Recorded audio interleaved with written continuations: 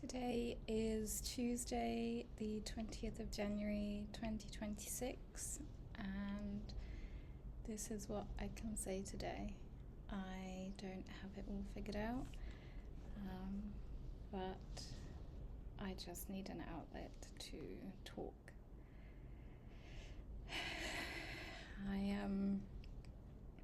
I lost my dad in June of last year to cancer.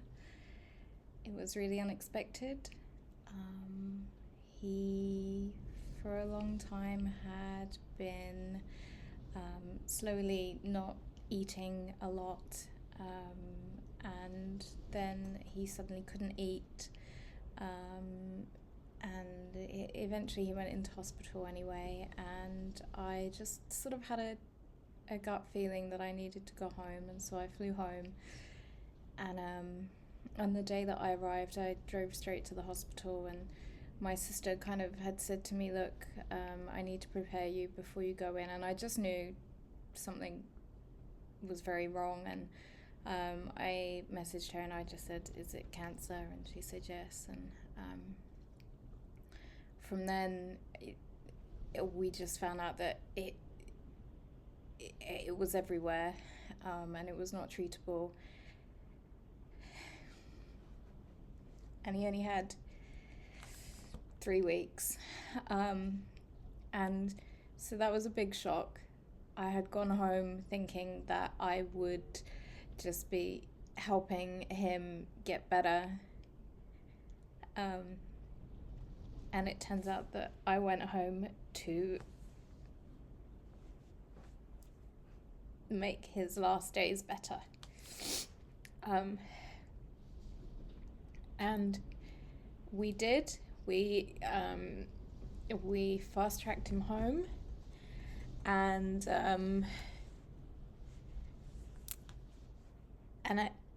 in a way I had 3 beautiful weeks with Dad, and there was nothing unsaid, and he was so strong. He had everything worked out. Everything was sorted. He had his funeral plans in place. Everything. He was so pragmatic about everything, and but also the most emotional I'd seen Dad, and that was hard because he's always been very strong, and he was strong, but he would just get emotional about the thought of, he said he wasn't scared of dying, but he was scared of what he was, leaving behind, and he was worried about the family, and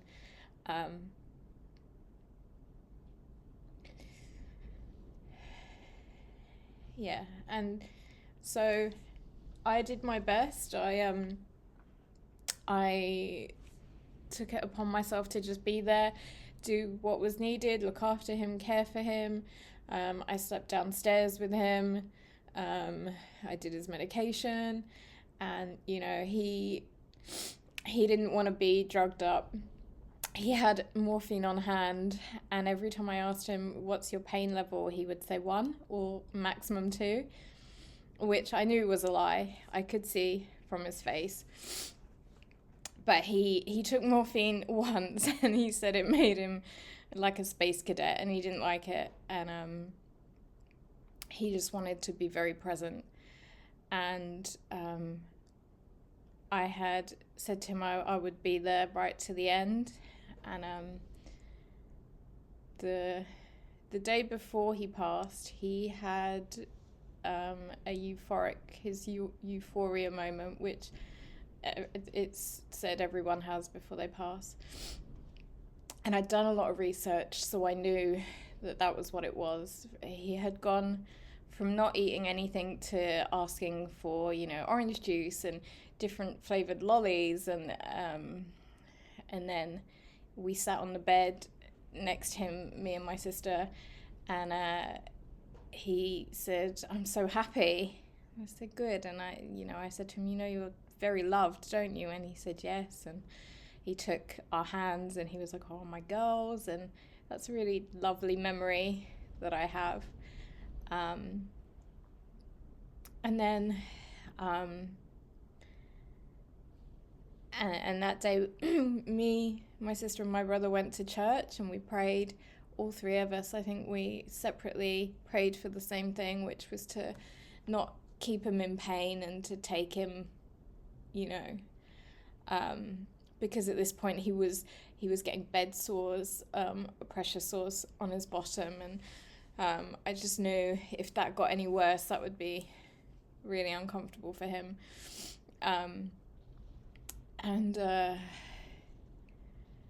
The next day he was okay, and then my sister wanted me to drive her home, and my dad looked at me and said no more driving.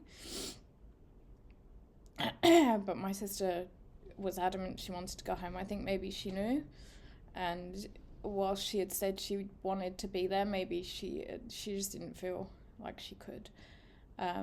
Anyway, I drove her home, and when I got back, Dad's breathing had changed massively. And it was like I sat down and he looked at me, and it was almost like, okay, Sandra's back now. And he looked at me and he said, I can't breathe. And I need oxygen. And for a long time that played on me, because I kept thinking there was nothing I could do. I couldn't magically breathe for him. I couldn't give him anything. And he had a do not resuscitate in place. He wouldn't have wanted to prolong the experience, but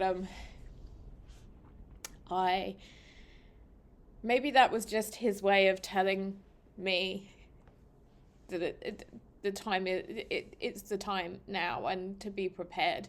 Maybe that was his thing, rather than, I need you to help me, because your body has fight or flight, right? And I guess your body's gonna fight when it doesn't have oxygen. So that was just a natural thing for him to say, rather than a actual please action something. But it took me a while to see that. But I said to Mum, Mum, I think it's coming. And I called my brother down. And from the point that I got home to the point where he passed, I held his hand.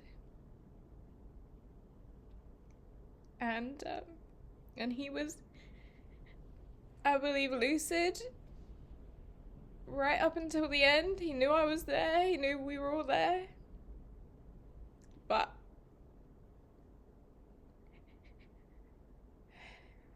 it was a blessing to be there. But it's so hard to watch the person that you love pass away.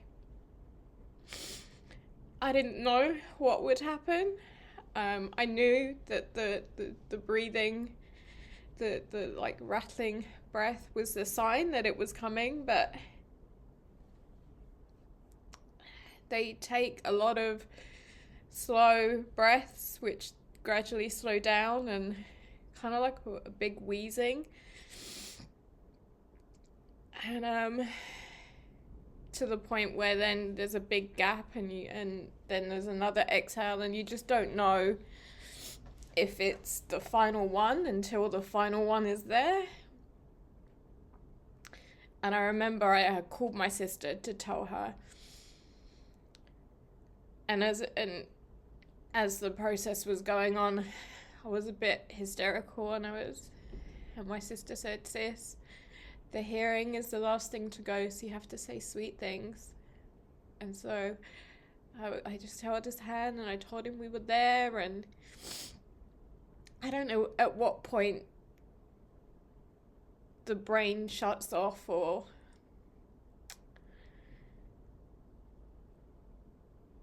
I can probably, when I think about it, there was probably a point where I looked and I knew that he couldn't hear or know what I was saying anymore, and the body was just going through the motions.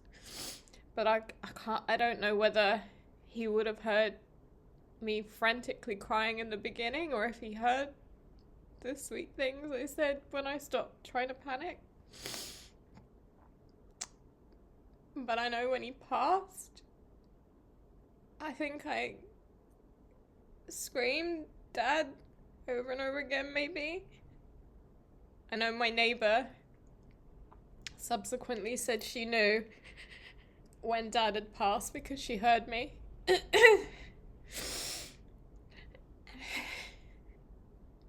And that's the hardest thing I've ever had to go through.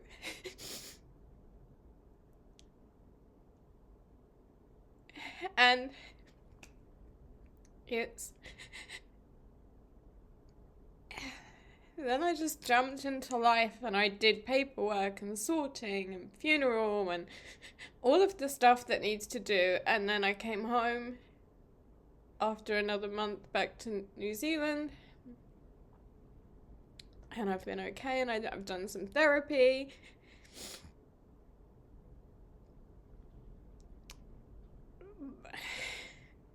But I'm not okay.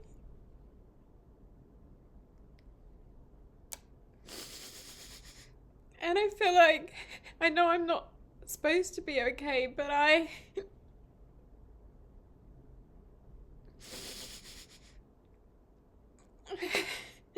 it just, there's too much. Most days I just think, I don't think about it and I'm okay. And I used to, until I had therapy, I used to obsess over those last minutes, and I used to worry about what he had said about the oxygen, and therapy really helped me to reframe that in my mind. And I know that being able to be there was such a blessing. And you know, some people get taken away and they don't get a goodbye, and they don't get the dedicated time to be with them beforehand. And so everything was such a, you know, like the universe conspired to make that shitty scenario the best it could be.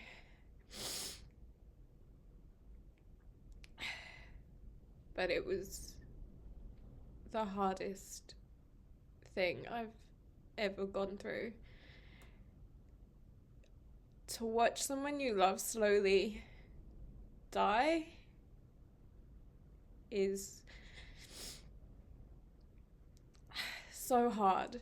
And you know, Dad had said to me, I want you to remember the good times. And I do, and I try. But I can't help thinking about the man that he became. And how it wasn't fair that was how we went out, you know? And I just don't know how to be anymore. My grief is too heavy for people. They don't know how to be. You know, I have some really close friends that will just let me cry, but my grief makes others uncomfortable. And, you know, I repost a lot of, you know, content on Instagram that I see, or, you know, and that's kind of like been my outlet aside from therapy. But I feel like, not that my social media should ever be something for other people, but I feel like people are maybe I'm like, oh, she's constantly banging on about her grief. And so I just need something. I need to be able to talk about it and to just be sad or whatever it is I need to feel on any given day. And so I figure I'll just do this and talk, and it's not meant for anything. I'm not going to promote it in any way. It's just there for me. If, you know, if you stumble across it and you're grieving and it makes you feel like you're not alone, then... Because I feel alone. I know grief is the one thing that unites us all as human beings, because nothing is permanent. Nothing is built to last. And it feels like the hardest thing. It's such a blessing to love, but the flip side to that is it hurts when you lose the thing you love. And I'm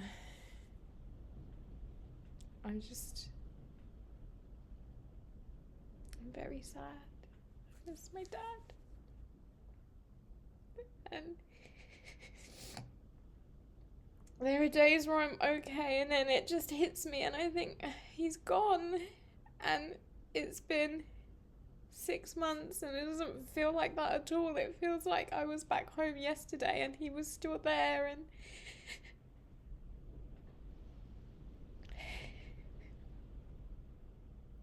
I don't know how to make it stick that he's gone. I don't know how to be okay anymore.